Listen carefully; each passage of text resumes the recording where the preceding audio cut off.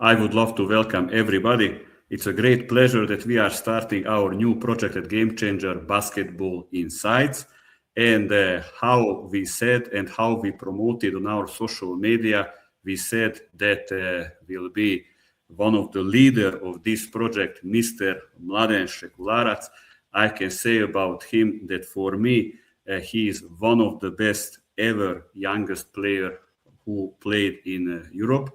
I think that who knows him, he was special at one-on-one, and I can say for you personally that even when he finished his career, I had pleasure to go with him for the University for Basketball Coaches in Belgrade, and I was impressed when we went for one camp for basketball coaches, how he was playing, because like we coaches, we were showing basketball drills, tactics with Milivoje Karalej. We are very sorry that Karalej now is not living. He was really also a legend. And in this program, you will be able to listen really about stories, anecdotes from Mladen, from his playing career, also coaching career, also from my coaching career, from different countries. And later we will try to invite people from basketball, players, coaches from the highest level. And I am recommending for you this program very much, because we will watch everything in the aspect of a player and the aspect of a coach. And about Mladen, I can just say in that time he was playing for Kinder Bologna, who was really the best club in Europe. Now is named Virtus. And also he was on NBA draft 55th pick by Dallas Mavericks. So he really can speak about EuroLeague level, about NBA level. He was working with really very good coaches. So now, Mladen, I would love to say something about introduction and how he was accepting to join to our team. Here is Mladen. Hello, Hunor, my dear colleague and my dear friend from faculty from Belgrade as basketball coach. Thank you for that kind of words that you said about me. I'm very glad that I'm a participant in this project that you spoke about it, Basketball Insights and Game Changer. I think that when we speak a couple of days before, we talk about some details about some subjects that we're gonna work on it, and that we're gonna actually put it some little bit closer to our basketball fans, basketball coaches, our colleagues, especially the young coaches who are starting a basketball career as a coach. Maybe also some good advices for basketball players, especially the youth one. I think that is a main point for me and for you that we speak about it. That our, let's say, together, Serbian, Montenegrin, Hungarian, and all kind of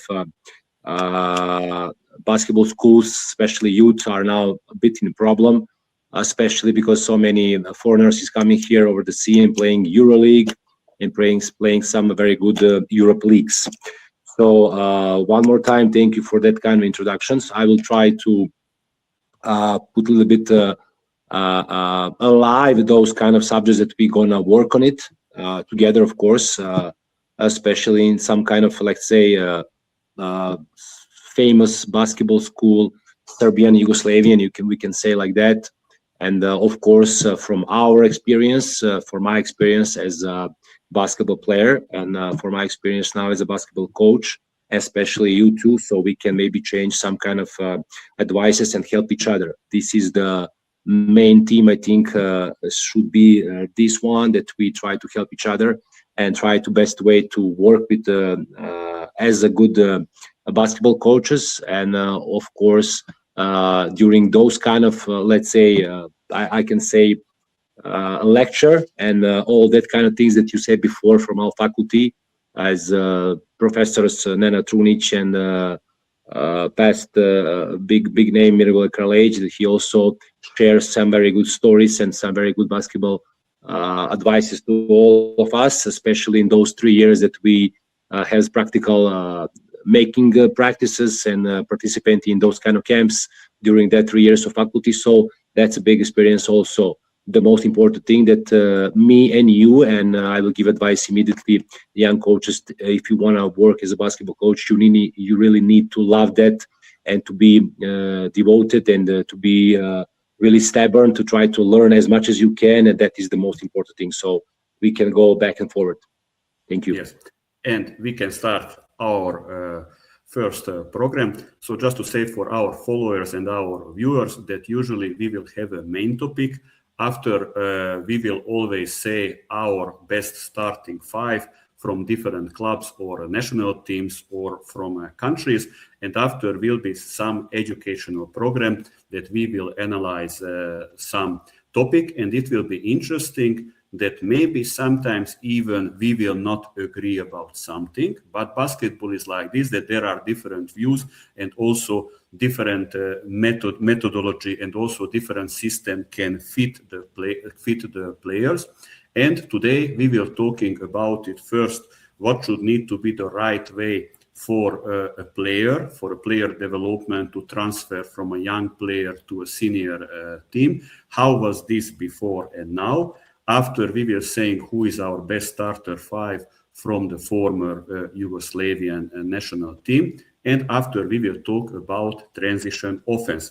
And just to mention for the followers that we have also gift for you. So who will liking this video, so becoming a subscriber on our Game Changer YouTube channel, you just need to write for us an email on office@basketballmentors.com and you will receiving a playbook, EuroLeague playbook. You can choose which team you wish from the previous season, 2024 and 25.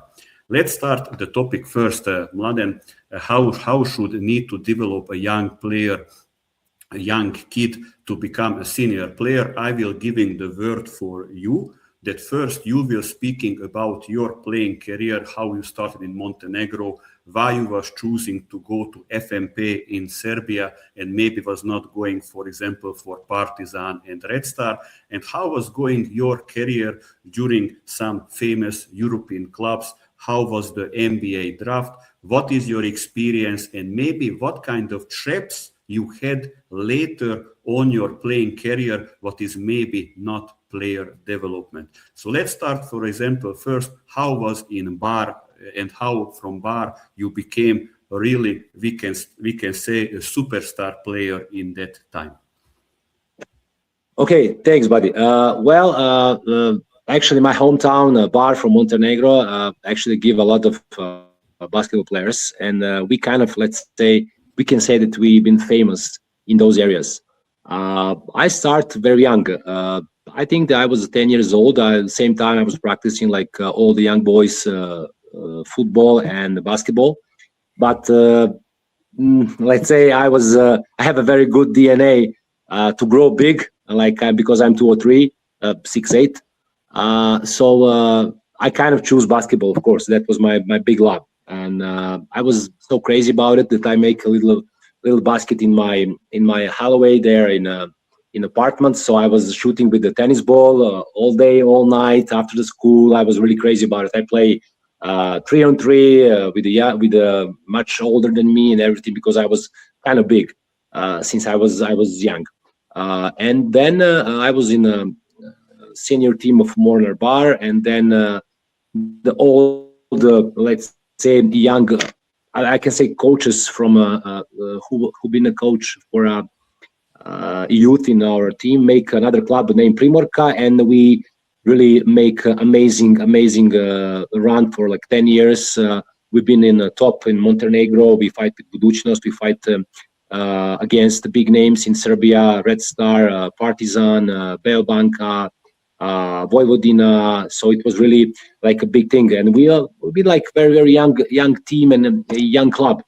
So I really was let's say happy that I have a big scene. So since I was 13 years old, I started to play senior team, and we play second division in Montenegro. We won everything. I was playing amazing, and in those periods of time, I was the main guy in the national team, Yugoslavian national team for youth, for pioneers, and for cadets. So we really make a big run, and we become a champion of Europe. We have so many awards and all the kind of things that coming with that. Like you mentioned, in '97, when I was 16 years old, I decided to go in FMP, Belgrade team. Even though that I have so many offers, let's say Barcelona, Real Madrid, many teams from Spain, many teams from Italy, many teams, but I was very young. I was 16 years old, and my parents told me it's my decision. And Partizan, Red Star, Banka, all the VFC Beočin that time was also very good. So a lot of top teams from Serbia and Montenegro called me, but I decided to go in FMP. Why? The reason was very simple. I kind of smell it, or I got feeling that I will have my chance to play in that team. And really, after, let's say, my second year, first year I played maybe around 10, 15 minutes, even though I have 16 years old. I just come back from European Championship for cadets, and we become the champions of Europe. It was 1997, yeah. And I was the best player in Europe at that age. So I go to the team, let's say kind of old team, but also in the same time, a couple players were young. And we kind of have that feeling that maybe they're going to make a completely changing direction of how to approach young players. And next year, we really have the scene. So when I was 17, I was playing big time, more than 30 minutes per game. So that was really very good development for me. Of course, I deserve that, and I play in top level. So I can maybe be the best example for, let's say, how the young players can actually work hard. How can they be dedicated about the job that they love to do? I was really in the sports mode of living, no going out, no drinks, nothing, completely clean, practicing like every day around 6 hours, 2 practice by 3 hours, or sometimes 3 practice by 2 hours. I really was like really hard worker, even though I really was talented. And I kind of, let's say, deserve those kind of scene. Especially one anecdote that I want to tell you. When I was, let's say, the second year, it was changing of the coach. The sports management wasn't satisfied with the previous coach, so they decided to bring one other coach. It was first coach was Momir Milatovic. Second one was Boško Đokić. He's also passed away, unfortunately. And after one of the practices that I was really killing everybody, even though I was 17 years old, 16 and a half, 17, he was forced me to, after the practice, make 1,300 shots, which is really ridiculous. But even though, and made, yeah, of course, 1,300 shots made. So it took me, after those 1.5 hour of team practice, I took almost 3 hours to score those kind of shots. It was 650 for 2 points, 650 for 3 points. And of course, one very, let's say, funny things was that the young players who actually rebound the ball and give me the ball to shot, and also some guy who's take care about the clothes, 4 of them were very tired just to give me the ball to shoot. And I was so fucking stubborn, I'm sorry for my language, because it was really killing me when I think about it, that I was really score those kind of shots. And also one very, very funny thing was that every practice, I cannot say every, but most of the practices, he was took me out from different kind of doors because he was, let's say, old school coach, and he didn't believe that much in young players. So that really was pissed me out. And after many years after that, he called one of my cousin, and he told him that he's very sorry about that, and he's make a big mistake. He actually make a big mistake, not give me playing time that much that I deserve. He believed more in the older players, not in me. And that was also the reason why he also was cut as a coach. So after many years, me and him work together in one famous basketball camp in Kopaonik. You know about that camp. It's named Jubak with Opatic. Yes, and we were working shooting camp because I was really, really good pure shooter. And he really was, let's say, very good, very kind, and because he was feeling sorry. I said, hey, forget about it. It was history a long time ago. Let's work, make these foreigners be better, because in those camps was Russian and Ukrainians and so many people from outside, from Serbia. So it was really great experience. as a player, my idol, basketball idol, was Toni Kukoc. I was crazy about him. That's why I was wearing all my career jersey number 7. Because why I appreciate him so much? Because he's only the player, I think, in history of basketball player, as a basketball player, that he actually lie, but in negative about his size, because he was 6'11", and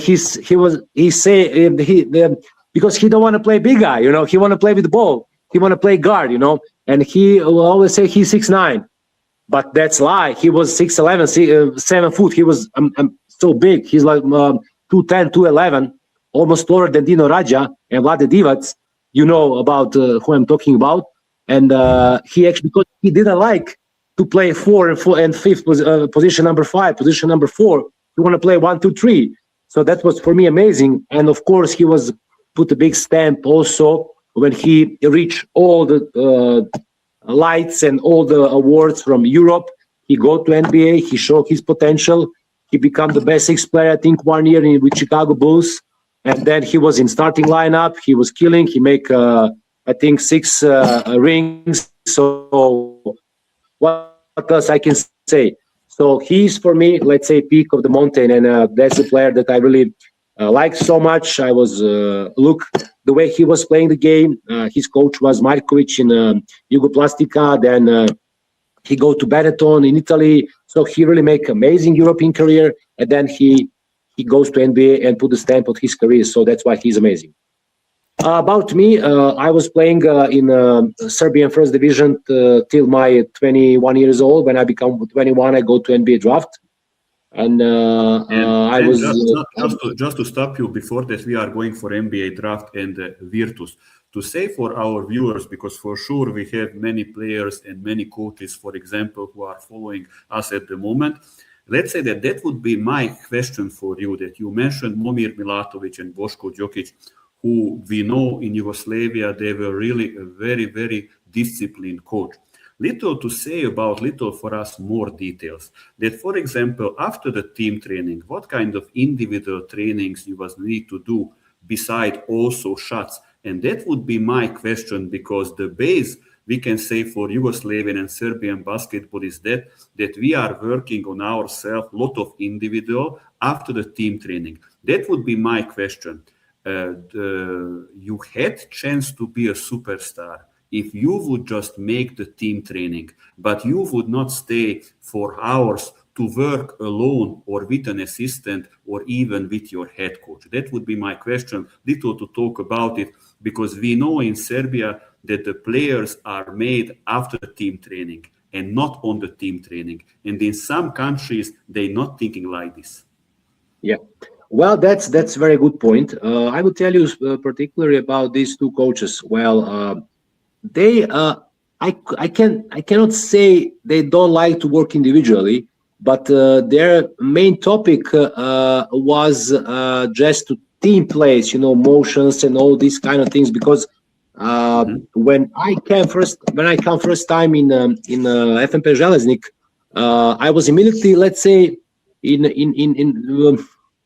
action, in that game mode. We didn't have that much time. I emphasized, for me, a big point of my, let's say, preparation period was in Montenegro, in Žabljak with FNP Železnik, and our special advisor, and let's say the biggest name ever in basketball was Professor Aleksandar Nikolic.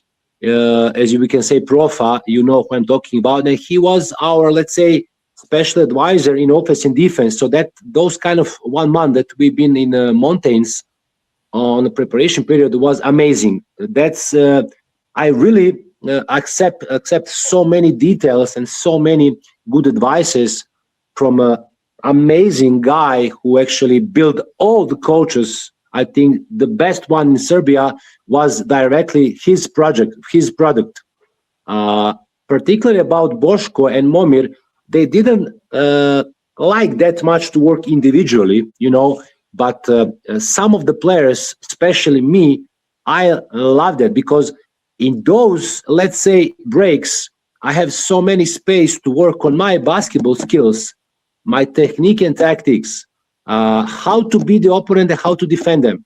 The most important thing, how I prepare myself, was who I'm going to guard and who's going to guard me, how to beat him. That was my mindset of myself, that I was preparing myself to be the best.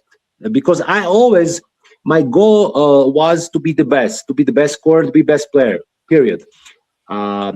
Like you said, so many, let's say, coaches, especially in some leagues in Europe, kind of, I cannot say they don't believe in individual workout, but they kind of avoid it, and I think they're making so big mistakes, especially with the young ones, because let's say on the team practice, you have from 12 to 16 players, 15 usually, because I like 15. Why? Because that's 3 lineups, and usually, let's say maybe 5, sometimes more, depends on what kind of drill you're working, are losing time. They don't work, especially after the games, that the players who don't play that much, they have that much time playing, they should come tomorrow, even if it's day off, to work on their basketball skills. Why? Because first, for themselves to be the better players, right?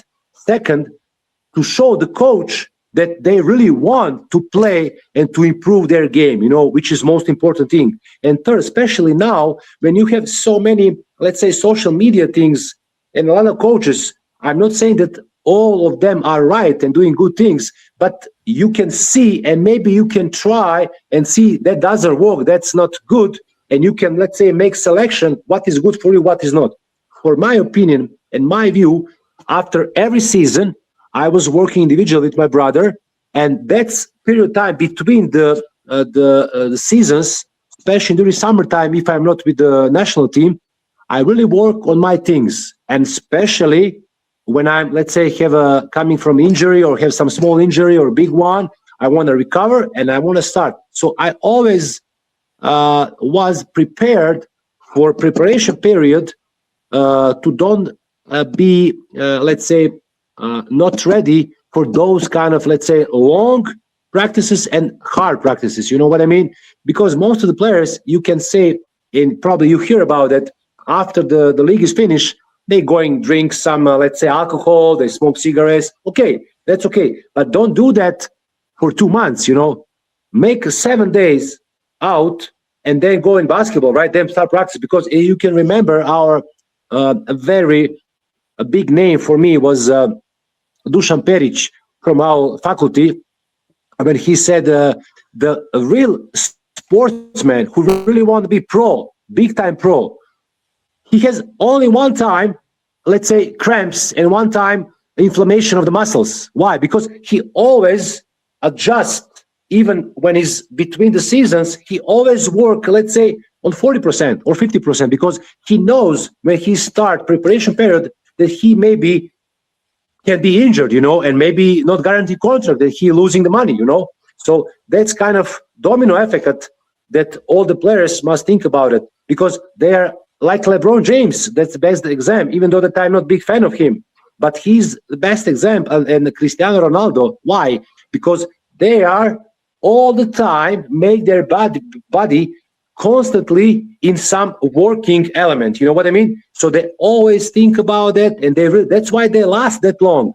LeBron has like 40, 42 years old, Cristiano, something like that. So that's actually the best example. How can you prepare your body for all the hard period during the season and between the season? So that's the most important thing. But my advice, for example, for you, that you also can tell me that especially young players must work on their basketball technique in all the causes. What that means: offensively, defensively, angles, way how to beat your opponent, one-on-one, wherever. If they need help, me and you are there for help them, right? Yes.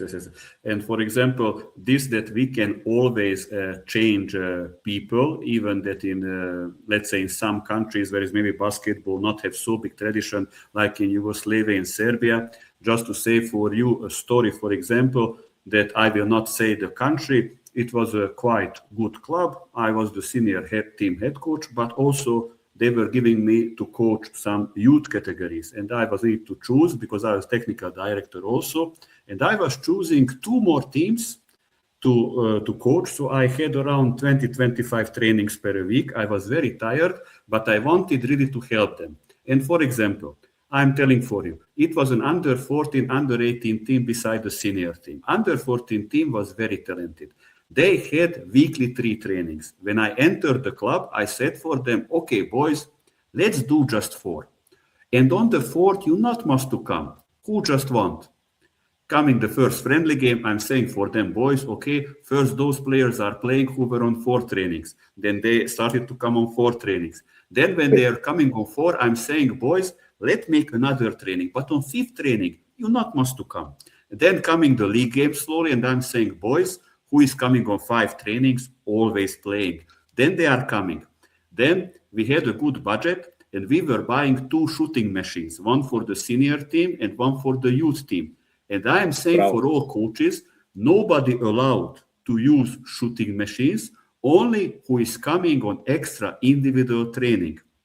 Of course, everybody was coming from under 14 for individual training. I just said for them, boys, only 1 training to make is enough. But on the league game, I'm saying just that playing first, who is making 5 team trainings and 1 individual training. And I wanted to say for you, I was never training so much, 1 under 14 and 1 under 18 team. I'm telling for you now, they had 5 team trainings and 5 individual trainings. They were coming for all trainings. So these steps, these tricks, for sure, they changed their career. And that club had problem that in the senior team was not so many good local players.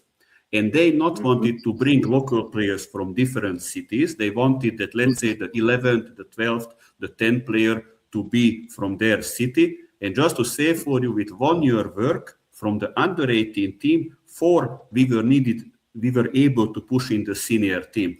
Just this, I wanted to reflect what you was talking about it, that number of trainings are very important, that nobody is becoming a star player or just, let's say, an average senior player in a good league just because that he will making 4 or 5 team trainings and this is it.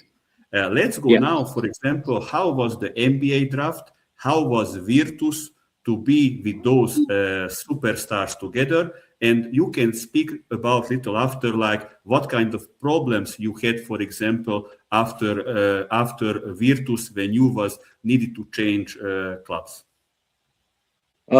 First, to emphasize the thing that you say, that's amazing, actually, approach that you had, how to change their mindset and change their goal, and of course, change their career. Like you said, it's very important. It's not only important how, let's say, how to choose a great method on what kind of, let's say, skill you want to work. It's very important how many times you're going to repeat it. Like you said, your club has a good budget and they buy very good 2 machines, which I really support and agree. And that's like small, like a bait. And everybody were coming, it was on the line. And that's like cat and mice, it's amazing. So you actually give me a great example how to motivate somebody, especially when you, let's say, being coach abroad. Because like you said, most of those players may be doing some extra jobs on the side, and I understand that. But if you want to bring the young player from your, let's say, youth teams in your senior team, you must work and you must rise together and make those kind of symbios and together grow and achieve something. So I really clap you about it. That's very smart. Okay, about the NBA draft, that was really quite a big experience for me. I was going in and working out with a lot of big NBA teams. Los Angeles Lakers, Indianapolis 2-time, San Antonio, Phoenix Suns, Chicago Bulls, where I was Sacramento Kings. I played 2 summer leagues, so it was really a big experience. And I was there in let's say, I think end of May, beginning of June, let's say, because it's on 25th of June, I think, is NBA draft every year. And that year, when I was drafted, the first pick was Yao Ming. He was, for me, one of the best, I think, top 3, top 5, okay, centers all time, like GOATs. Why? Because he was like, I think 7'5", that is 224 or 225, but he actually understand the game like a guard.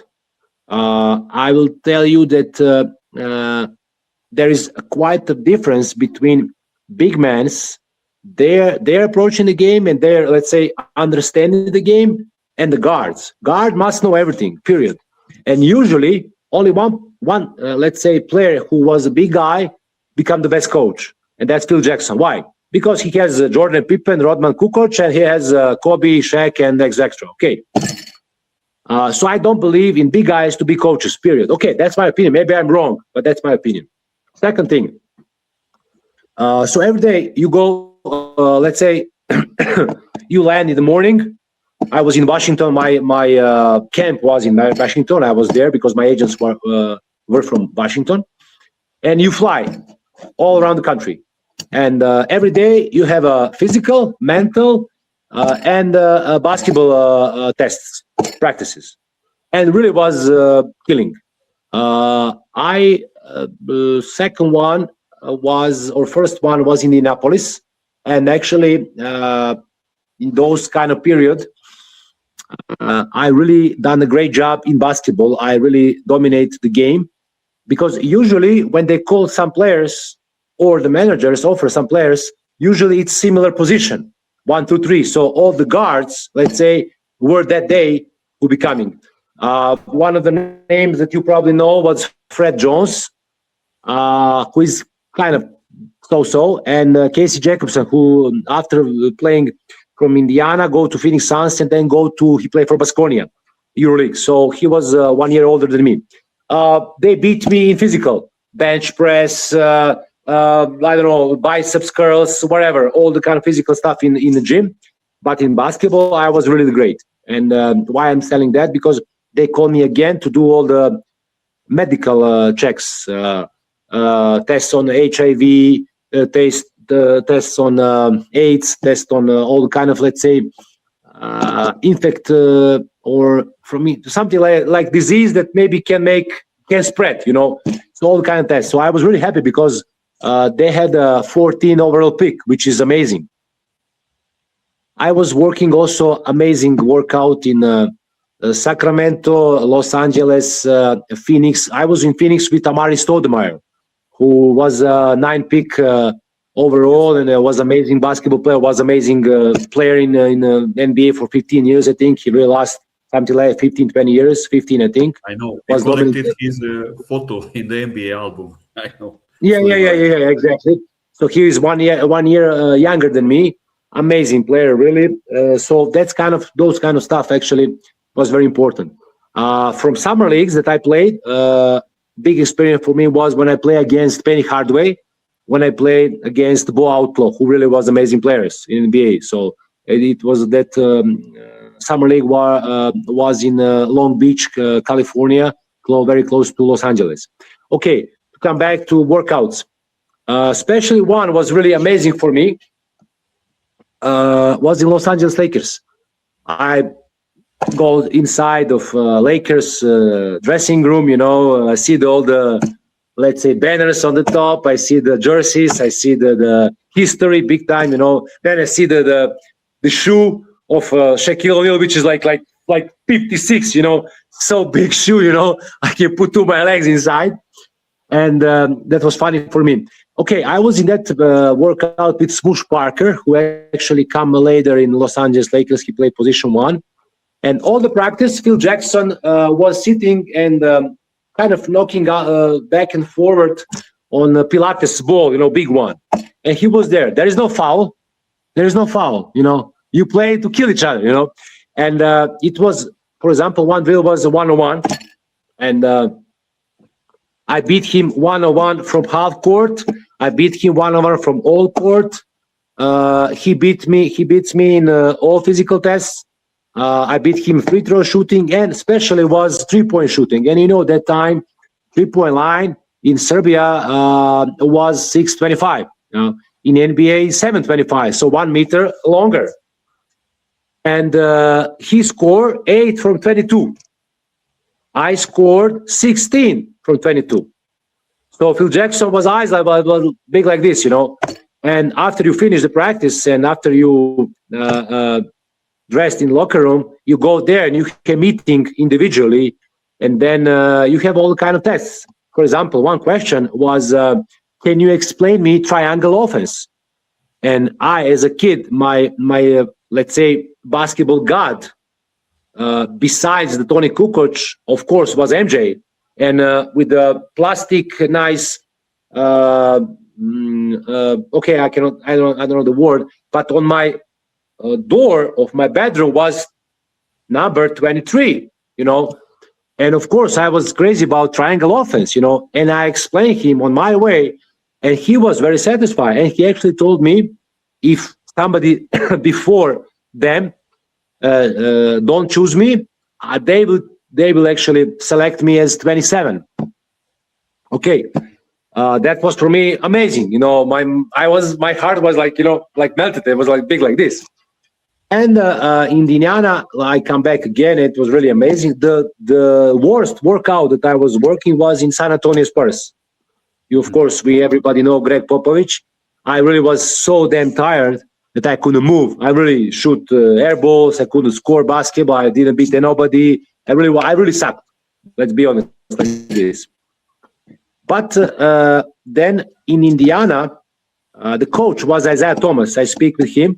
And main sports director or main scout or chief for basketball organization was Larry Bird, So 2 big names. And I, shake hands with them and talk with them about things, which is amazing experience for me. And I was expecting, to be honest, to be 14th pick because my buyout from my president of the club that I was playing, FNP Železnik, was 1.5 million, And I was happy because I will be able to pay from my salary my, let's say, freedom. Because let's say I have some issues in Basketball Association of Serbia and Montenegro and Yugoslavia at that time, and there is some very bad words about me, and I wasn't chosen in first round. To explain little that for our viewers, I will little explain like that before in Yugoslavia and Serbia was an age limit when somebody can go, for example, in abroad. And just to mention that, for example, in Yugoslavia, even before, I think that until 28, you was not able to leave the country. That is why the Yugoslavian country had so many good players in that league. And I think in your time was 24 or 23 was the age limit, or 24. So this was one of the main reasons that you need to find some kind of way what is okay, but you can live and you can play abroad. And I think maybe you was the first player, I think, no? Who I was the first player. Well, it was different kind of, let's say, laws if you go to NBA, because NBA select the players under 22. That's the limit.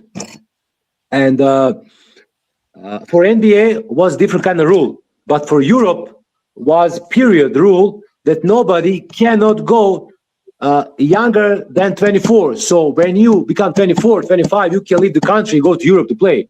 That was the, let's say, that was the rule, period. For NBA was different. And since my previous team didn't want me, they want the buyout and money, I was selected as 50. I will tell you about also story about that. Because I was playing in 99 and 2000, we played the amazing basketball tournament with national team in Dallas. And it was really amazing that month. So many stories about that also. We need like three more shows to just speak about it. And we play against Croatia, Lithuania, younger USA team, so many, let's say, national teams. And we actually were sleeping and eating in SMU, big Texas University. And we actually has big meetings and enjoying time with governor and senator of Dallas. You know, it was amazing to make sure there. The Don Nelson was the coach of Dallas Mavericks that time, and his son Danny was GM. You know, and when I was selected by Dallas Mavericks, guess who was waiting for me? It was Mark Cuban. Everybody know Mark Cuban, you know. So he was the boss of Dallas Mavericks, and he's positively crazy guy about basketball. That you cannot imagine that. And I was, of course, everybody welcomed me. I come in American Airlines facility, practice facility, and I was introduced with all the players. Dirk Nowitzki gave me a T-shirt, gave me sweatpants, gave me pants as a gift, as a newcomer to the team, you know. And okay, after that introduction, they go away, and I stay alone in the gym. And Mark Cuban was there, of course, waiting for me. We kind of talk a little bit, you know. We talk about a guy who's a billionaire, right? Who can, you know, buy complete Serbia, you know. And he told me, okay, buddy. Everybody told me that you're a good shooter, you know. And I decide one thing. Me and you gonna compete 3-point shots, 5 shots each. If you score more than me, I will not cut GM Danny Nelson. If I score more than you, I will say that my GM doesn't work a good job, and I will cut him as a GM. I was like, what the, you know, like, I was like, what's going on here, you know? And we talk about it, that 3-point line was 625 in Serbia, and 1 meter was longer, wider in NBA. And he tell me, choose the position. I said, okay, you choose, you shoot first. And he shot 3 from 5. I was like, damn, you know, that's not bad, you know, that's good.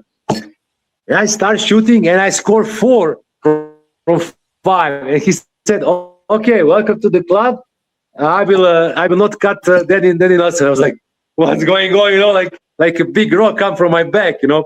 So that's one of the anecdotes. And really, those kind of time in the Mavericks organization was amazing. Their practice facility, their condition to recover after the practice, the way they treat the players, the way that they are serving the food, the way that you can work all day, all night. It's open for you. You have a card. You can come wherever you want. There is always fresh things to eat, very healthy things to eat. You have great powerlifting gym and amazing court. So you can work day, night. You come free. You don't wear shoes. You don't wear clothes. You don't wear nothing. You come in the locker room. There is your name and your big chair, and you just dress yourself and you go out to play. It's amazing. It's unreachable. Maybe some teams from EuroLeague maybe have, let's say, similar, but not even close. I'm telling you, that was great experience, period of time. And of course, like you said, there is some bad things about that. I couldn't stay there because I was pick number 55, and I couldn't. Let's say after me was Luis Scola. Now I explain you how big names were there. Before me, 3 position 52, I think, was Juan Carlos Navarro. I told you everything. So those kind of names are amazing. So that's period of time. And I was then disappointed big time because I couldn't pay my buyout from my previous team, and I must come back in team because by then my team didn't want me. And then they make, let's say, their own rule, like papers or wherever, that I was actually borrowed to Dallas Mavericks, who borrowed me to Virtus Bologna. And Virtus Bologna was one of our also Yugoslavian coaches that I don't respect and I don't like that much. And he was that year in Serbia on half season, become a first coach of Budućnost, who 4 years before that, and all that 4 years was amazing team. I mean, they won everything because they got huge budget, almost EuroLeague budget, and they play EuroLeague. And when he was coach, Yugoslavian National Team played there. Yes, exactly. And I scored 96 points in 3 games in playoff against him in my position number 3 because I play, let's say, small forward, or let's say big guard, whatever you want, like 2-3 position, because I was 6'8" and with 225 pounds, so I was really kind of big. And when I come to Bologna, which was amazing team, Mattias Modic, David Andresson, Alessandro Frosini, Denis Marconato, Charlie Bell, Stefano Atruia, Antoine Rigaudot. That year, Ginobili went to San Antonio Spurs.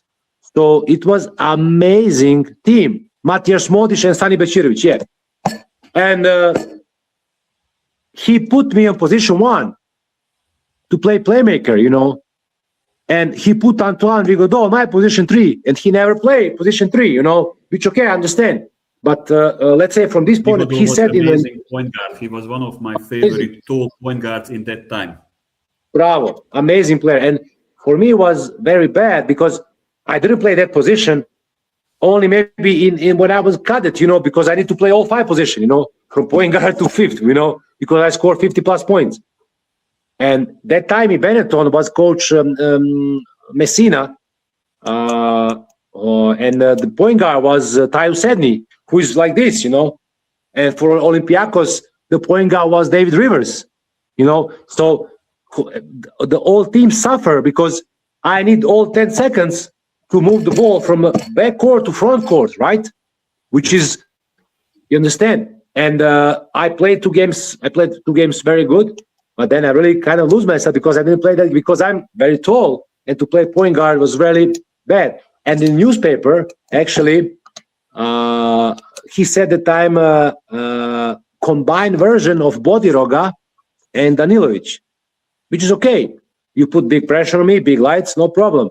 But then give me a chance to play in my position. Don't put me on point guard, So I kind of lost it. Financially, team go to bankruptcy. Half the players leave the team.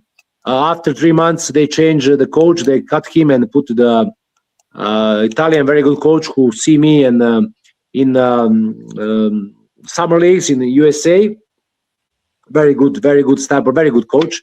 Italian one, I forget his name, but very calm, amazing. He put me in my position, but I couldn't play anymore because I was really lose my confidence.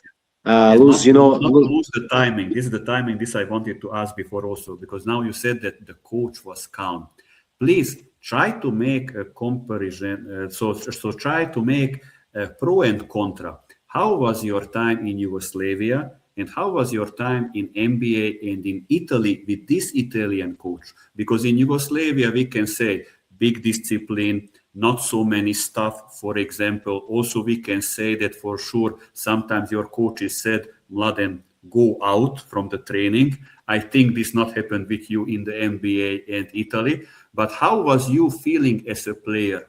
This psychological aspect that in NBA and the Italian coach in Kinder Bologna was little more calm with you. They were little more, maybe, let's say, player orientated, like maybe your coaches in Yugoslavia, because I know that in that time, Yugoslavian head coaches were teaching that I'm the head coach, I am the God, what I'm saying, that you will doing, and maybe often they were not asking, for example, what you think as a player. For example, this coach, you said that he played you as a position on point guard, and I think you not had right somehow to explain, please give me a chance in my position because I can give you a much better performance than to play a point guard. Okay, very good question. Thank you for that. I kind of forget about it. I think that our coaches, our approach to the players and to the practice, especially the old school coaches, is wrong. Most of them, my dear friend, didn't play basketball, said they don't understand the game in top level. Why? You cannot say that you're God. You cannot say that you are well-knowledge person. You cannot say that your opinion is the best one. No. Okay. That's our big problem. That's another part of that coin is that's good because you bring yourself confidence, even though that sometimes you don't know. If you want to be coach, you need to have authority, of course, and knowledge. Why I'm saying that? Some players, some coaches don't have knowledge, they have authority, and through the authority, they kind of, find the shortcuts. Some players, some coaches has amazing knowledge, but no authority. Now, from my view, when I now become as a coach, I treat all my players as my best friends. Why? I depend from them, they depend from me. I give them my friendship hand. On the court, I am the responsible person. You listen to me. Out of the court, we're talking the same level. Why? Because first of all, I want to treat them as a human beings. Sometimes our coaches, I cannot say it's disgusting, but I will tell you my opinion. If some coach try to offend me by my nationality, by my way of talking, by my behavior, by my integrity, I will knock him down. All of them know that because I was that kind of person. You can yell on me on basketball, using basketball language, and you can put me on the bench, right, if I deserve. Because if you want to be a good psychological moment, you understand what I mean? Because that's the way you actually approach him in a good level. Because now the player, for example, me, now I know that you are not my enemy. You want me to become better basketball player and better person, right? And that's the pattern that I want to continue. Why I actually choose to be a basketball coach after my basketball career as a pro player is actually because I start to hate playing basketball when I was 24. And I quit playing basketball when I was 28. Like you said, I could do everything when we've been together in the faculty, right? I could do I could dunk, I could play, nobody could beat me. I beat everybody, one against two, right? You remember that. And I start hating basketball because of bad coaches. Why? Because their approach sucked. I never had problem with foreigner coaches when I was playing. I had amazing Jew coach. He's from Israel. He was my coach in Upper Giants in Belgium. Amazing coach. So big respect I received from him. I have an amazing coach in Italy. The second part, like I told you. I have an amazing coach in NBA. For example, when I was playing summer league, and I was kind of shy because there are so big names around me that playing, with me. And the coach was an American guy, the black dude, amazing dude. He come to me and say, "Hey, please, you are our draft pick. We are playing isolation on the elbow like we play for Dirk. We're playing the same thing for our draft picks. So you're going to receive the F ball on the elbow on the left or right side, and everybody going to clean that side, and you're going to play one-on-one, boy. So you're going to deserve your minutes in our system.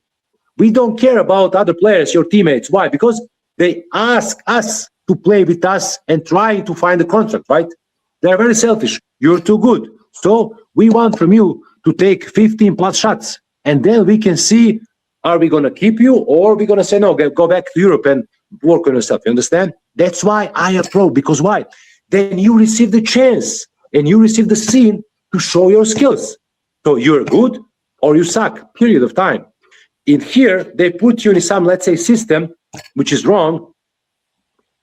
I call that kind of coach alibi coaches. Why? So we work so long, we make big motions, everything. Okay, first thing, when you catch the ball, you make a pump fake. You're supposed to be aggressive to the basketball, right? And you're going to see reactor defense. So when you give some, let's say, motion, or you give some action for your players, you always must know as a coach, why are you do that and for who you are doing that? You know what I mean? So for me, that's the most important thing. So I cannot say I don't like, but the approach of our Serbian coaches are not so good. And everywhere when I was playing abroad, when I have our coach from, let's say in Greece, I have our coach, problem. Half of the season in Italy, our coach, problem. In Belgium, after this Jew guy, Arik Šivek, it comes our coach, problem again. Why? You understand? I don't see the reason why. So that's why that's the best answer for you. So That's I my would love opinion now about to it. say for you two stories about it, because I think this is interesting to listen also for coaches from who are coming from Yugoslavian countries, also for coaches for abroad. I will telling for you two stories, for example, because also like you are little few years older than me. I also born as a player in Yugoslavia in that system. And when I started to be a coach very young age, I realized that I can't speak like that, how I'm used for it, what I saw as a player, and how I was working as a coach in Serbia, because I will lose my job after 1 month or my approach. And I was very thankful that the president of the club was very patient with me. But Yeah. my changing, my adaptation started as a coach like in Serbia, because I had a very good mentor who was working with me 9 years. And what you are saying, he was an old school coach, totally old school coach. But he said, Hunor, you are much younger than me. You are a new generation. Every time to say for me what you would do different and try to find out these young players, what they like. You need to be my channel between them, what I should need to change to be more compatible. And just to say for you, you mentioned like that sometimes our coaches had problem in abroad. I will not saying which country. I am making the interview. And the club is saying for me, the interview, we want to pick you. We like how you are working. But we have our last question. And then I was thinking, they are asking from me something very special in basketball. And I will not saying which coach was doing, because he is well known. And they are asking me that, here was a Serbian coach and he was kicking chairs on the game. Are you kicking chairs? And then I was realizing and I said, look, I will not kicking chairs. I know that for sure in your country that is not normal. And they are saying, yes, this is against our mentality. So this is, for example, again, one story. Because, I was working in 8 countries, and every time when I am working, I am thinking, I am representing myself, my hometown, and my home country. Bravo. And how I am acting, Bravo. maybe before they were not so a coach from Serbia, how I am acting, they will saying all Serbian coaches are like this. And for us, it's very important because we can say a lot of Serbian coaches are around the world. But we should need always to be careful with our approach, how we are talking, what we are doing, because let's say, especially in the western part of Europe, it's not normal if we are kicking chairs on the game. This we can do in Serbia, I know, but this is not the right way today to approach for sure. Exactly. Usually when you do that abroad, especially in Western countries, like you said, you're going to probably go to some medical checkups, So yeah, that's like you said, the best thing is if you want to, like you say, you represent yourself. You represent your ability to work abroad. You represent your country, your hometown. So why should you, do those bad things that when I come after you, they're going to expect something like that? That's ridiculous and it's not good. Overall, it's not good. So that's it. But smart, very smart. No, and let's speak about now just little shortly about how was your time in Belgium, because we can say that in that time when you was in Belgium, let's say Ostende was playing, for example, EuroLeague in that time, then really the Belgium league was very interesting. And you can say something interesting things because some of my friends are playing in Belgium or they are coaches, and I don't know, it was in your time the cup game.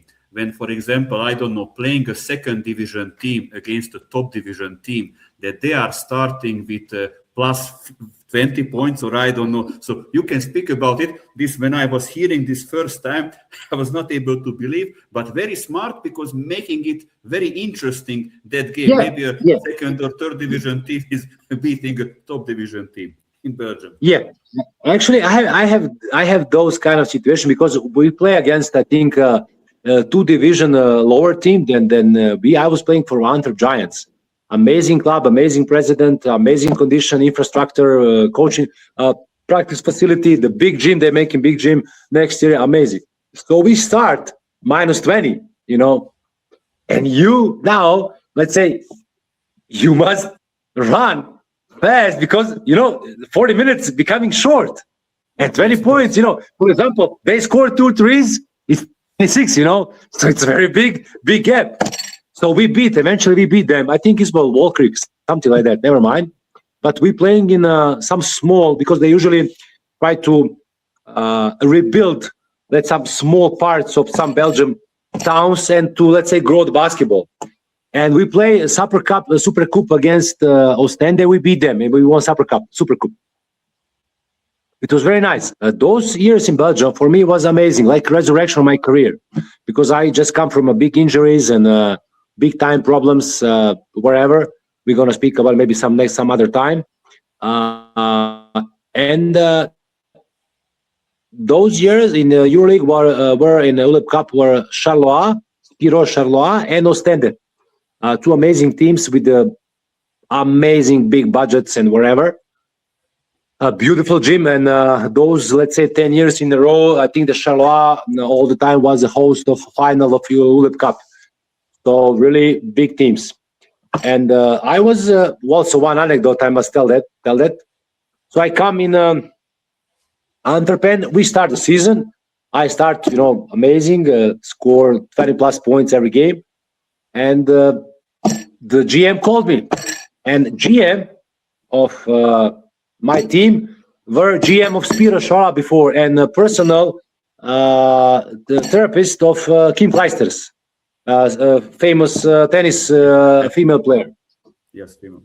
And he has a big clinic, he have all the facility it's amazing, and a great money, to be honest.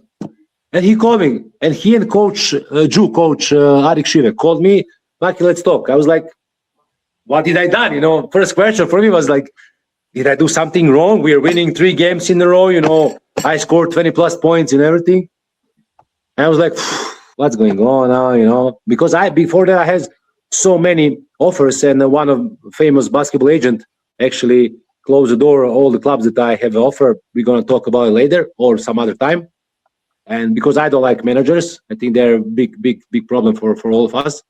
Anyway, so I was like, okay, tell me. And he said, okay, Maki, we have problem. I said, okay, what kind of problem? Well, you are not shooting enough. I was like, what? You are not shooting enough, Usually the coaches call me and said, hey, please stop shooting, you're shooting 20 plus balls, basketballs per game, I was like, okay, I want to, make an adjustment to the new team, and everybody knows me. I want to be a leader, because I become a leader. And they said, okay, Maki, you shot maybe 12 basketballs, and you score 22 points. We don't want that. I said, okay, what do you want? We want 16 plus, almost 20 shots. You score 30 points. I said, okay, no problem. Just give me the court, and I play amazingly, But unfortunately, end of the second year, I cut my Achilles tendon and I need to go to surgery. So it was, but for me, time in Belgium was amazing. Their actually mind of thinking is amazing, because they said, okay, it's let's say Legionary League, but always must be 4 Belgian players in the team, because they are learning from the foreigners, and you as a foreigner player, you must be 60% better than domestic player if you want to receive the money and if you want to, let's say, be in that team, So I respect them a lot. I have great time in Belgium, and I would like to get back in Belgium, but I understand that they're not paying enough anymore, especially coaches, and it's not that kind of, let's say, pro league. It's kind of half pro, and I respect them. Why? Because all the Belgian players who play national team, they give them chance as a coaches. So yes. I really support that, and that's for me big hug, because that's the way you should treat. As you can see now in our league, especially, I was saying that long time ago, and also very, very important topic that we're gonna speak about, that me and you in next episode about this. The first time Red Star and Partizan played last game, only 6 points make all together combined domestic players. That's ridiculous, Then okay, EuroLeague, no limit foreigners. But come on, ABA League and domestic league, come on. You understand? What's the point? Where are the youngs? You understand? It's because We were why? talking about Winston Juba League in Yugoslavia, for example, just to tell for you. And I remember, I think it was the year 2001 or 2002. And I don't know, Radnički Jugopetrol was playing with somebody. And it was the first game of the season. And the commentator saying that this is a league that we not have no one import player. So, because then former Yugoslavia, Montenegro was part of Serbia, and we can say that those players who were coming from Bosnia, Montenegro, usually they came to Belgrade, and they became a better player in Serbia. Yeah. And now, for example, we have import players in every top division team, even in second league. And this is the question then where they are playing the young players, because if we are talking about the topic, young players to transform for senior team, I'm telling for you openly, I was enjoying the work in Serbia in that time when I was working 9 years, because we were needed to work with our own players. So if I not have a point guard, I need to make it. If I not have a post player, I need to make it. And today, if we not have, we are bringing an import player, we are finishing fast, but this player next season maybe this player not like so much the community, the country, the club, because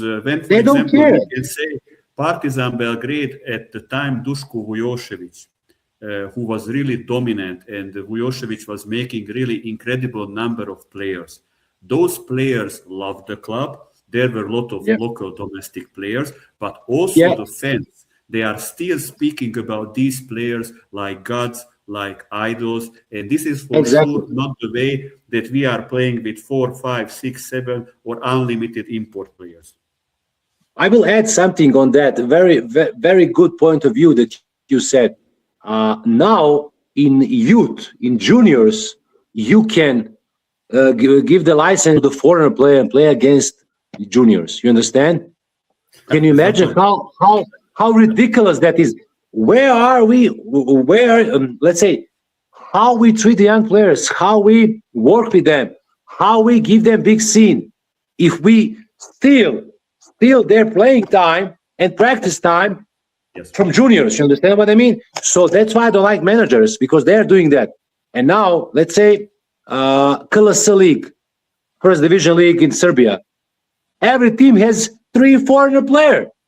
You understand what I'm talking about? Why you need 3 players? You understand? That's ridiculous. For me, advice from Red Star and Partizan will be play EuroLeague, have 16 players, but give 5 players, domestic players, or 6, young or our, to play ABA League. You understand what I mean? And put them on the fire to play 25 minutes, 30 minutes. Exactly. That's what I'm talking about. That's ridiculous. Where are we? Okay, for example, at junior European Championship, we were in Belgrade last year, and we lost from Italy 27 points. You understand what I'm talking about? And you in quarterfinal. So that's the game changer. The game that changed your spot. You going on top 4, or you going top 8, or you going 7, 8, 9, 10. You understand? Yes. And that's ridiculous. Whose fault is that? Of course, coaches. Of course, selection. Who put the coach there? Of course, the management of basketball association. Come on, because here nobody have any kind of responsibility. What is you don't control the damages. Why Vujošević was so good coach, even though he didn't play basketball, but he was crazy about basketball. He actually, from very small budget, make great results and make good players. You know what I mean? So after all the players that from that system going in some top European team, they make money. In that time, price of Navarro was the price of the whole Partizan team. I remember the commentator what said on the EuroLeague. Exactly. For example, now, which is ridiculous, Partizan play Final Four, less than 4 million budget, and now you have Partizan with 30 million budget, they are 16, 15, who cares? You understand? Red Star, 30 million budget, Last night, I don't know, did you see the game? Was ridiculous against Real Madrid. Ridiculous. Disgusting. I was like, what's going on? You understand? And whose fault is that? Of course, coaches. Because listen, your team, me and you as a coaches, the best team isn't one that we have the best individual players. The best team is those players who can work together, who can develop each other better each practice and each game. And those kind of things actually make the players and the team in top level. You understand? Look now, Žalgiris. No big name, no big budget. Look position. You understand? Perfect. They are playing. You understand? Look Paris. Look Asfel. Ridiculous small budget, but nobody didn't destroy them. Yes, Everybody beat them by a little. You understand? No famous coach, no big names. Let's say old school, some names, old players, and young ones who want to work, who want to be dedicated to the job, who want the scene. They don't ask for the money. They want the scene. They want the chance. And that's my advice to the young players. Don't sit on the bench of famous clubs. Go in wherever you need to go, where you gonna be appreciated as much as you wanna work and playing time. That's gonna bring you back in the top level, period. Yes, I agree with you totally. About this, we were talking about next topic about our country, Red Star, Partizan, and system. Just to add for it, that there are also two sides. I am also against that import players to play in the youth category, so they are bringing players. I can say just one case what I think it was very good, because we are coming from Balkan. We have height, we have speed, we have really great body for basketball. But I was working in some countries that really people are not so tall like us, not so many people are in the system. And for example, in the youth category was the problem that they are playing with guards.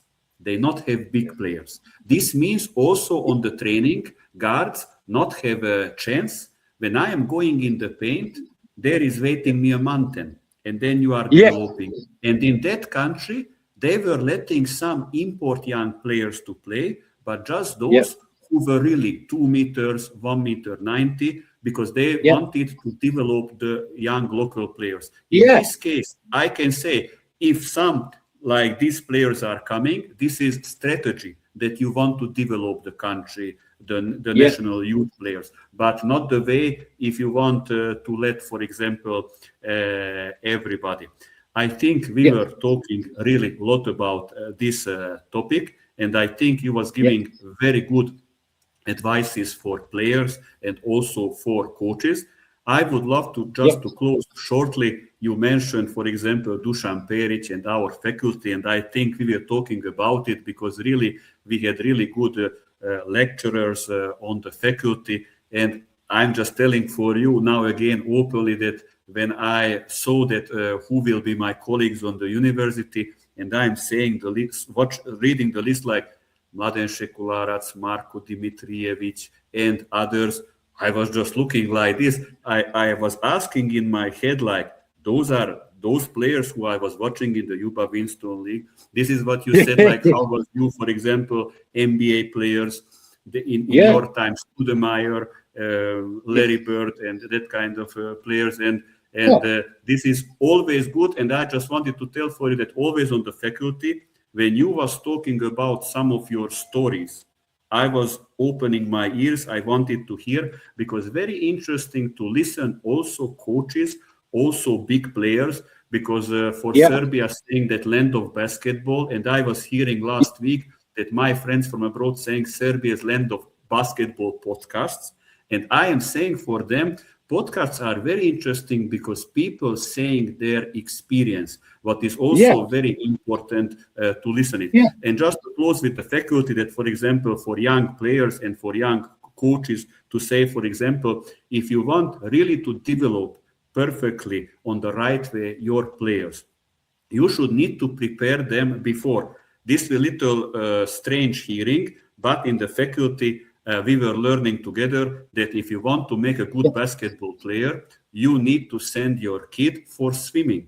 When he's 3 or 4 years old, to prepare their body. When is 6 Yeah. or 7, send for martial arts, so go for Yeah. karate, to go for taekwondo. So you are Yeah. preparing the kid's body. And when is 8 or 9, then to send for some kind of ball sport that you are Yeah. ready, and then you can prepare. And that is why I'm saying, because in many countries where I was working, sometimes basketball players starting with 11, 12, Yeah. 10 years old without any multi-sport. But we can say in the former Yugoslavia, for example, Dejan Tomašević started at the Yeah. age 14. So that kind of things are existing in basketball, but can Yeah. be everybody successful. And for example, just to say, for example, in Serbia, when I was working, I saw every coach said when was working with a youth player, not to do another sport. But multi-sport is very interesting. Even that maybe sometimes parallel, let's say, I don't know, until 12, 13 or 14, you are going for another sport as well. And after you are deciding on Yeah. which sport you are going. And I want to say for you also from the faculty, I don't know, Dusan Peric said for us, or I don't know who said for us, that in the Soviet Union was an experiment because they wanted to beat the United States in sport. And they were Yeah. making some kind of experiments. And they Yeah. were choosing a group of players that they were starting with basketball, and they played basketball in their whole career. And there were another group that they said until 14, play football, go for taekwondo, go for karate. And the specializing for basketball just started with the age 14 and 15. Those Yeah. players who were doing multi-sports became Yeah. much better players who were doing only basketball. This is also a Yeah. very interesting aspect for players. But today we are Yeah. living a time that everybody running, not have time. But this is maybe one of Yeah. the best way to make a player. And now, I yes, will tell you my story about the story. I will tell you my story. When I was young, I was playing in folklore. Folklore. That's like ethno this music. is great for You know, like condition. great for coordination. Traditional Great. dance. Yeah, I was bravo. I was going athletics because my sister was champion in athletics. I swim like a crazy because my hometown is Port. You know, it's on the coast. I play soccer, so I play handball. I play volleyball. I play all the sports till my 11, 12 years old. Also basketball inside. And then I expect. Yes, and just to tell for you, for example, that in Serbia we are, who is a good basketball player, also we are good in football, in volleyball, because we like to play in our free time. This I not Yeah. have in other countries. And then as a team building, I'm giving on the team training, okay, guys, let's play football, because everybody laughing because they not know to hit the ball, especially the American players, but the Europeans Yeah. as well. And how I learned from my mentor, I'm saying guards to play against centers. And then the Yeah. post players are very funny how they are playing. But to say for you one story, how they are football players are, because you said Mark Cuban shooting 3-pointers. When I was a Yeah. young coach in Serbia, I was coaching a youth category very early. And there was a PE teacher, surnamed Pavicevic. He was a very good football player. And he finished his career. And he was my good friend. And he said always that, Hunor, look, when you are finishing with this age group, I am finishing my time in the school. Let's do 3-pointer shooting contest. And I'm saying, let's do. And we were shooting 5 position, 15. I was scoring from 15, 9 or 10. 9 or 10 catch and shoot. This guy was shooting 13 or 14. His shot was very funny. You know how shooting football players. So his shot was very funny, but you know, he's not shooting on the game. It was incredible. And we played until 3 wins. I was playing with him around 20 or 30 times. I was never beating him. My best score was 3-2, that he was winning me 3 times, I was winning 2 times. But it was incredible. But this is very interesting. Like, this is for me the value of one country, that you are just not focusing on your sport. You are doing also some other sports, and you mentioned that you was going for athletics, for football. What is you helped for sure for your career. Now let's go for the second topic. Now we will saying our best starter fives in the former Yugoslavia. There are a lot of players. I would love to ask from you to say who would be the point guard, the shooting guard, the small forward, the power forward, the post player, and also you can add anything about him. So here is the drum, and we can start your starting five. Okay, I would say position one, maybe the best one ever played basketball. They said that that he didn't have that car accident, that he maybe will catch MJ, will catch big names in NBA because he was really amazing. His working abilities, his working ethics, his basketball skills was amazing. His name is Dražen Petrovic. He's really one of the... No. Yeah, okay. So we have the same opinion. For me, I didn't see so many games about him. I saw some highlights and everything, and I heard a lot of stories about him. I saw some games on, let's say, after many years. But for me, he was really amazing player. On position two, I'll put Serbian guy, the crazy one, amazing guy, big fighter. He will go against everybody. He dunked on Sabonis, his name is Predrag Danilovic. Because he wasn't that talented, but his working abilities and working skills and working dedication, everybody told me crazy. Because he was in Virtus Bologna 2 years before me, and I will speak about him with the strength coach and some old coaches, and they say, Sasha, crazy about everything. So he, let's say, bring the basketball on another level because he was crazy. He want to compete with everybody in everything. And usually those kind of players always are the winners, right? Yes. On position three, of course, I must say Toni Kukoc because he was my idol. He's I cannot say unreachable, but he was. You cannot. Nobody can substitute him. Nobody's not even close to him because he was really a basketball virtuoso. Period. On position four, I will put Zoran Savic. Why I'm putting him? Because the reason is very simple, and that's wherever he played, he won European title. With Kinder Bologna, with FS Pilsen, with Barcelona, Fortitudo, wherever he played. Why? Because you need to have those kind of players with so, let's say, big authority and big respect with everybody, with opponents, with his teammates, with the coaches, with opponent coach, with the sports director. He really was, for me, on those positions, unreached because he didn't use that much basketball. He was amazing team player, period. And all the coaches like to have him on the team. That's it. And on position 5, I must put Dino Radja. Why? Because he really was amazing one-on-one player. I was kind of fighting between him and Divac because we're talking about era that we watch, me and you, right?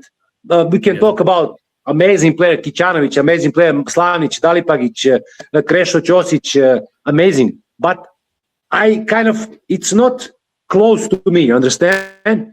Those players, I was really kind of like this, big guy. I really want to watch them. So I was crazy about them. Dino Radja was amazing. Position 5, he can play back to the basketball. He can play face to the basketball. He can shoot mid-range shots. He scored all the free throws. He was amazing defender. He, I think, last almost like Vlade Divac, maybe 12, 15 years in NBA. So, big respect. So that's my starting 5. Let's say XU, you know what I mean? Yes. How about you?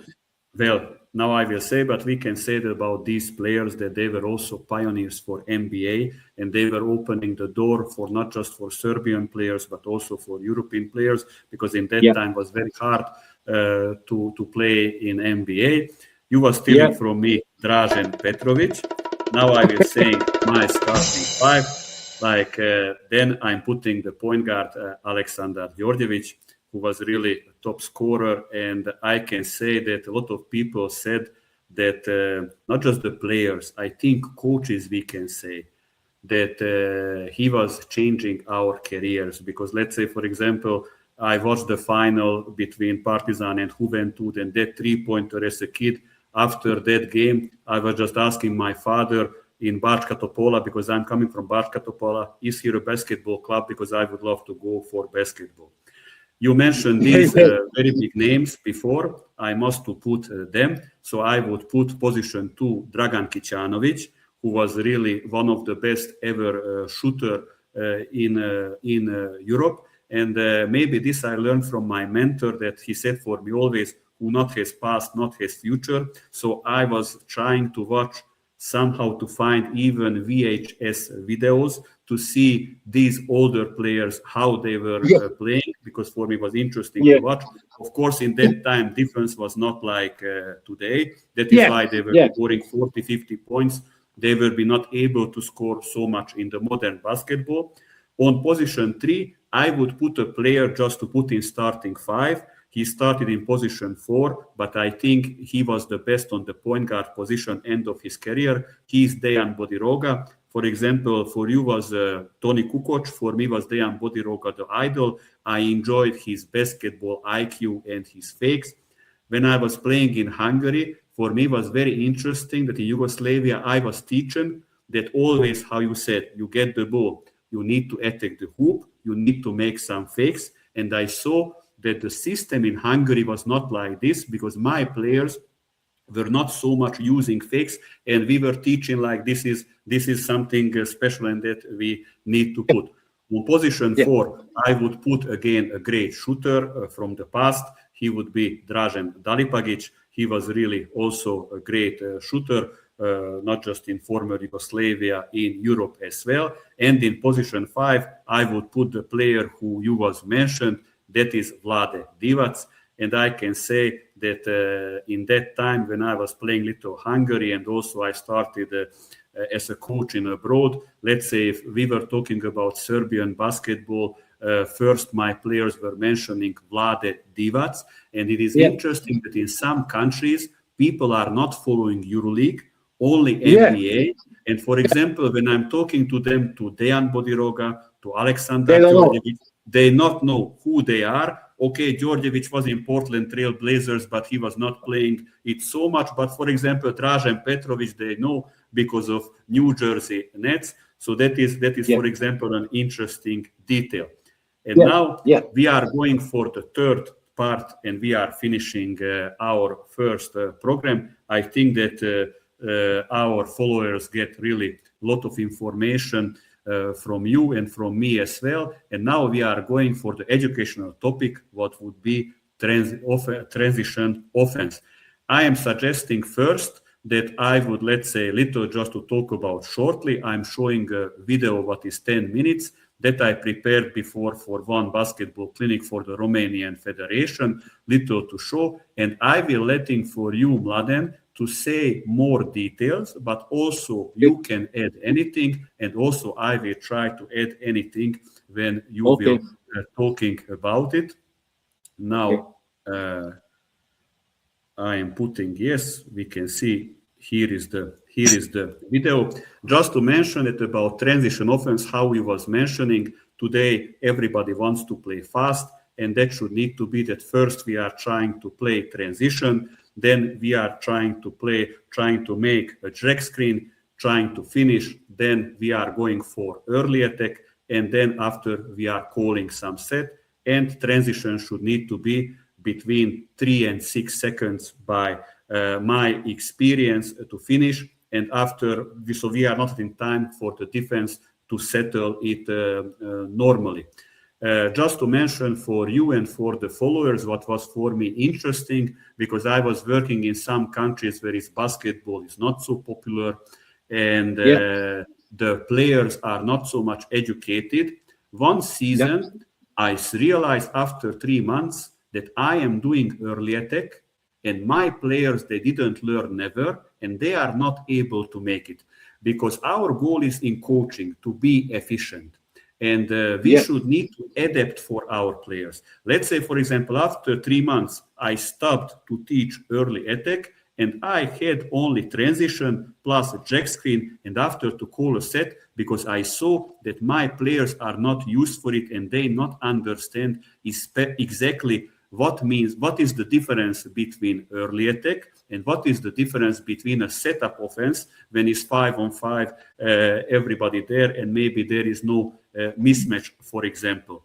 Now, I will letting for you details to explain. I will just showing for our viewers, like, for example, with my ex-team, what kind of drills I am running with 2 players, 3 players, opening, focusing on the 3 corridors where to run. And I will showing, for example, some cases like how should need to react the players. So now the video is going. You can see, for example, immediately at the rebound, we need to be very careful because how I was writing it for you, at rebound, our body should need to be vertical on the baseline, laterally stand, ball on the arm, which is closer to the hoop. Now we are ready for immediately baseball pass. We are ready for a drive. We not have a defender front. If we not have better view and better angle for kick out on the wings. Because now I'm showing for you and explaining what is happening when we are not vertical. So I think now will come, but also you can see that you should need to make a pivot. If you want to make a pass on the other side, on the training, you must to push always one side and other side also. And very important that how I'm showing for you that, for example, from the high post, we should need to run on 45 degrees out of the 3-pointer line. But if you want to play good transition, also from 45 degrees, we can go even more forward to receive the ball. Timing is very important from the elbow opening to the direction of the wing. When the defensive rebound done, must to receive the ball laterally positioned and not face-to-face immediately, because maybe you can lose the ball from the defender. Now, slowly, I will showing for you some. So let's say you can see it's a good timing, how I stopped for you, because after the rebound, we can give the pass immediately, laterally positioned. The player is not face-to-face. He received the overhead pass, and the center, how made the pass, running on the opposite side. And now in this case, the player is going on the middle. You can finish how you want. You can finish 2-on-0. Also, you can make jack screen when the player without the ball, front of the player with the ball. We can see now, for example, a bad timing, and also we can say bad that the player was receiving the ball face-to-face and not laterally. So this is risky to lose the ball. Of course, I was asking from my players sometimes to make it good, sometimes to make it bad, to realize it. And now we are going front of the rebounder is no defender. Then we should need to make a dribble and to bring up the ball. And on the side, the player running through on the defender. Now I'm saying for one story, I will not saying which national team head coach was. He's my friend. I'm watching his game. And I'm saying for him, look, your center is not making few dribble and not giving the pass. He's saying for me, Hunor, this is a post player. Post players are not dribbling the ball. And I'm saying, this is not the right way. Of course, that in some countries, like for example with Nikola Jokic, how he's playing, because he was learning everything in the youth categories. Because in Serbia or former Yugoslavia, we are learning everything. We are not making just position. So you was Mladen, a tall player. You was must to learn how to dribble the ball, how to make a pass, and not just to play position 4 and position 5. And we need to prepare our centers to think when you not have a front of you, nobody at the rebound, you have to make 1 or 2 dribble, and you need to know to make a good pass for the guard who is running through. This I was showing, for example, that I was beside of the rebounder. Finishes can be anything what you think. Also, when you are doing this 2-on-0, you can give also to go back 1-on-1. You can say that, I don't know, they are playing until 2 baskets. If you want to little offensive rebound to push or aggressivity or boxing out. Now I'm showing that my hand is on the passing line in defense. So in this case, when your player is opening on 45 degrees and there is the hand on the passing line, should need to run front and not to the corner, because if you are running to the corner, you can't organize transition. Then it's finished. So we are now going in this case that the defender's hand is on the passing line, coming the pass from the center, and we are finishing. After I will showing some more cases, this should need to start in youth category immediately, not just to teach your players that they want to receive the ball and they are receiving every time the ball. Now coming again situation, everything is the same, but now the player will not going forward, will going to the middle to receive the ball. So if in the youth category this we are starting, in the senior head team, the head coach will have easier job, because already we started for a few years, and not giving a player who is not educated, because Mladen, how you mentioned, head coach is not like so much to push young players in the senior team. I am little opposite, because from my mentor I was learning, if the young player just little worse, little bad than the older player, always to give chance for the younger player, because after 3 months, after 6 months, after 1 year will be better, and that young player will always appreciating that the head coach is giving chance. But this is the problem that today we can see often 16, 17, 18, 19 years old kids are just warming the benches. Now we will going for some different situation on the video. Here is again, you was able to see my hand is on the passing line. Now the guard was running forward, not receive the ball, going back, and in the middle, bringing up the ball. Need to focus on the corridors, on the 3 corridors, to be good spacing, and of course the timing. Now going 3 players. Now we will make the pass on the sideline again, and the other guard from the other side going to get the ball on the middle of the 3-pointer line. That is why I was putting these 3 objects, what you can see on the court, because often making mistakes, coaches, that this second pass, the guard is receiving at the half court and not top of the 3-pointer. If your player receiving on the half court on the second pass, this means that this player is free and he is finishing 1-on-0. That we are not practicing because we are not happening so much. We need to think always the defense is good. First, we want to bring up the ball, not to have turnover. So very important detail that at the second pass, you must to receive on the top of the 3-pointer line and not close to the half court. Now, coming the situation that we are receiving the ball laterally, and this player can go for a drive, and on the opposite side, on the oboe side, that player is running in the top of the 3-pointer line, but he continued the running, and he will receive the ball totally front, how you see, and attacking the middle. Because if he would go on the sideline, that is very risky area, because very close to half-court line, but there is the sideline, very easy to force this player to the sideline to cross the line or to make a trap. We can see again, he received the ball, attacking the middle, and again, we have the 3 corridors. When you have 3 players, you can again play drag screen, you can play something fast, oboe screen, if you want to use. So this, all that kind of cases, you should need to start with youth categories. From my experience, I can say that this I'm starting already with under 14 age group, because they are able to make it. The goal is not that to be perfect in under 18. The goal is that to be very good level on under 18 and in the senior team, because these players can't learn on 6 months, 1 year, 2 years. Players has to make mistakes, and we must to make demands and challenges.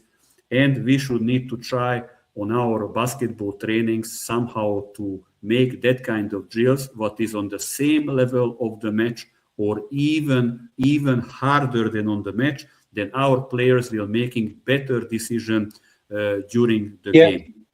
We can see now again 3 players. He's going in the middle, different situation. Now they are making, see, fast handoff, fast screen. For example, you can do anything what you want by your fantasy. And very important in coaching, we are not making robots. When I am working as a technical director, I see often that coaches are making players that the coach will say what I should need to do.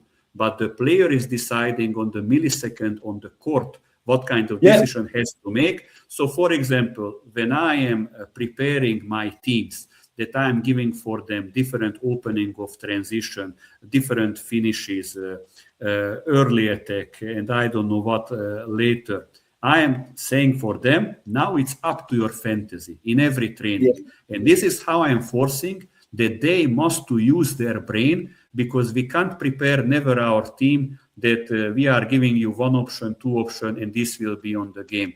They has to think, and we can say like coaches, we are not magicians. We are depending on our players. How you said you are trying to give that they know that there is friendship existing. You are also player-oriented coach like me. But this is very important to prepare our players that they need to decide and they have right for mistake. Of course, the question, how many times they have right for mistake, but there is one very important thing, what I'm saying always for coaches, never to ask from your player what you are not teaching. So what you are teaching, that you need to ask. That is why you need to prepare very good your trainings. Now you can see more players. So now we are going with 5 players. Again, the same opening and happening some kind of early attack that we want to finish. Of course, if from this early attack we can't score, then we are going for setup offense, but every time we have to try. I have sometimes even problem with the import players, not just with local players, that after the rebound, the outlet pass not going so fast.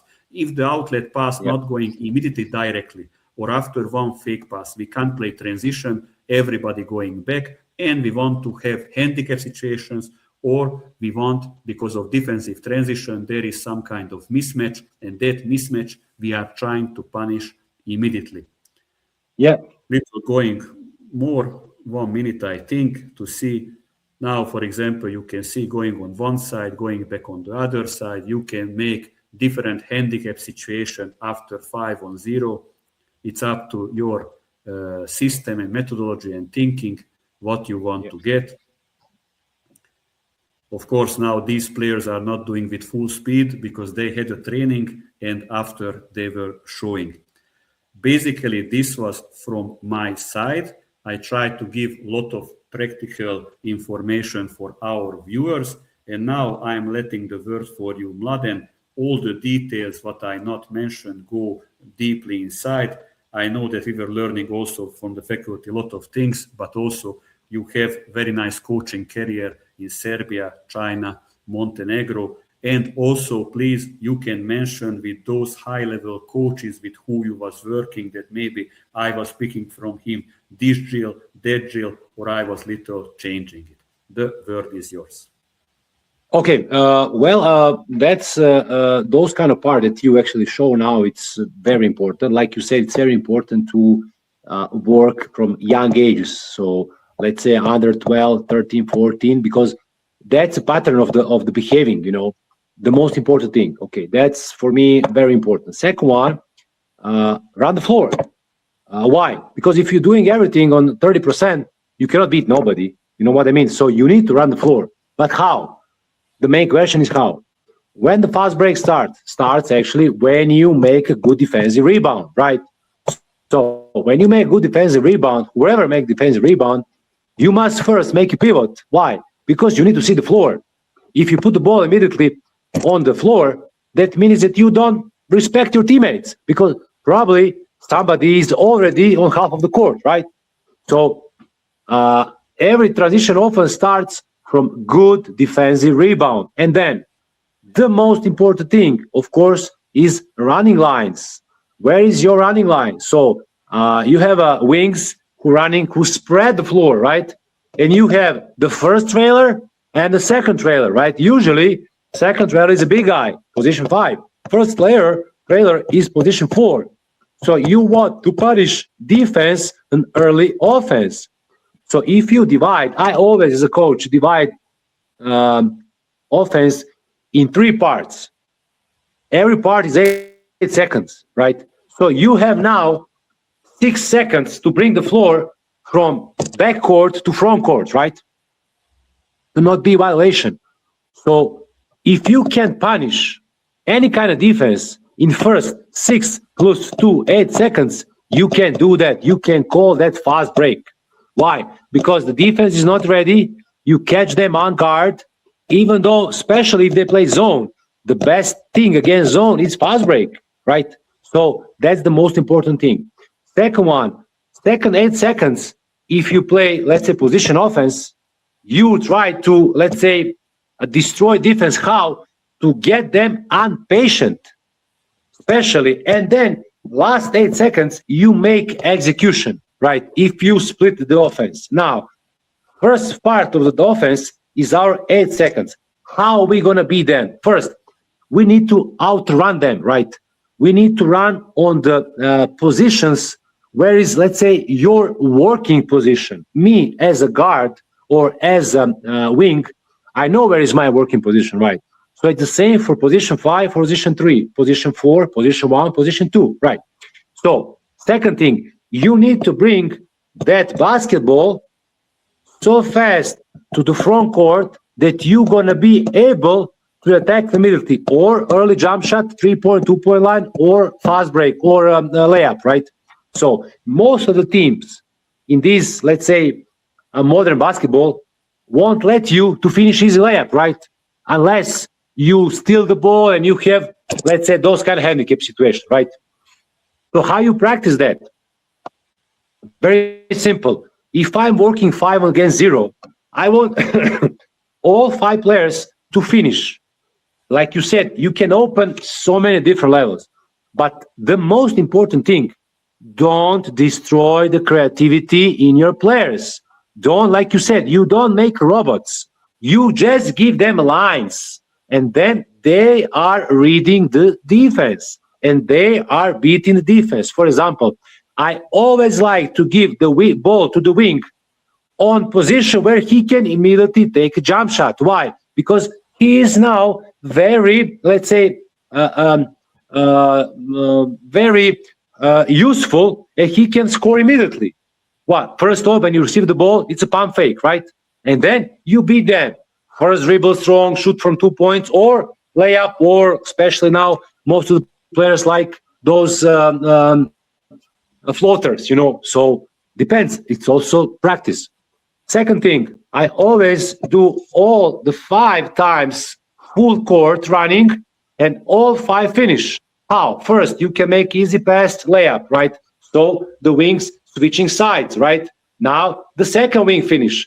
Then again, 2 big men, one time, the other one, take the ball out of bounds, and then the other one, right? So third one is finishing first trailer, right? So he finishes the first trailer, dunk.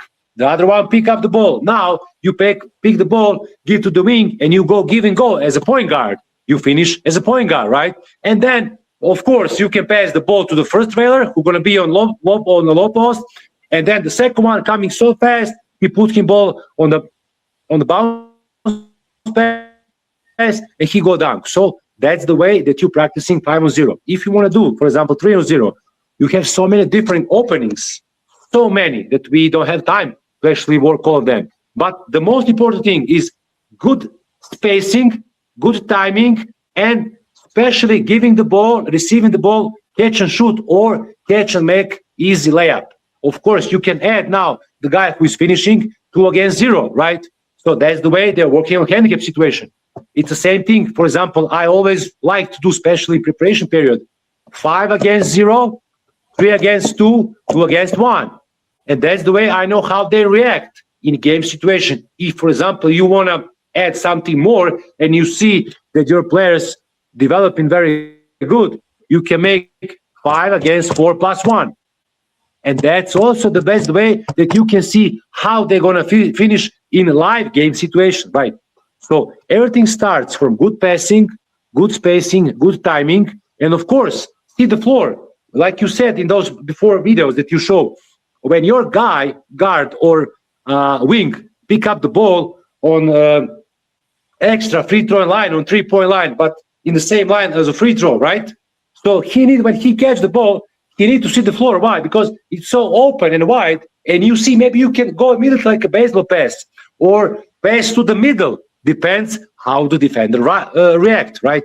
Also, you can, like you show, the other guy can go in the middle on 3-point to receive the ball. Why? Because now they have big spacing and there is no any kind of danger that somebody can, let's say, cut that fast break with a foul or with stealing the ball, right? You don't want those kind of situations. So everything is about practice. Everything starts from good boxing out, running lines, position to be able to be, let's say, in good position to attack the basketball when you receive the ball. And then you read the defense who is better position, because basketball is a team sport. It's not single sport like tennis.